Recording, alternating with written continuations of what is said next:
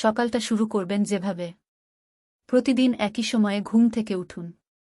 প্রতিদিন একই সময়ে ঘুম থেকে উঠলে শরীরও আপনার রুটিন সম্পর্কে সজাগ হয়ে যাবে। এর ফলে ঘুম থেকে ওঠামাত্র বাড়তি ক্লান্তিবোধ হবে না। ঘুম থেকে উঠে প্রথমে যে কাজটি করবেন তা হল নিজের বিছানা পরিপাটি করে গুছিয়ে রাখা। এরপর বিছানা ছেড়ে হাত মুখ ধুয়ে অবশ্যই 1 গ্লাস পানি খাবেন। সকালে শরীরকে আর্দ্র করা অত্যন্ত জরুরি। ঘুম ভাঙার সাথে সাথেই কাজ করতে চলে না গিয়ে কিছুক্ষণ এদিক সেদিন হালকা ব্যায়াম বা হাঁটাহাঁটি করা যেতে পারে।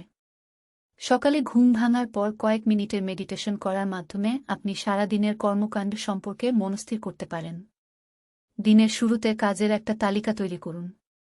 গুরুত্বপূর্ণ কাজগুলো শুরুতে রাখুন, এরপর অপেক্ষাকৃত কম গুরুত্বপূর্ণ কাজের তালিকা করে নিন।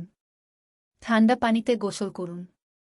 ঠান্ডা পানিতে গোসল শরীরের রক্ত সঞ্চালন বৃদ্ধিতে সহায়তা করে। তাই এটি শরীরের জন্য বেশ উপকারী। সকালে স্বাস্থ্যসম্মত আপনার দেহে জ্বালানি হিসেবে কাজ করে।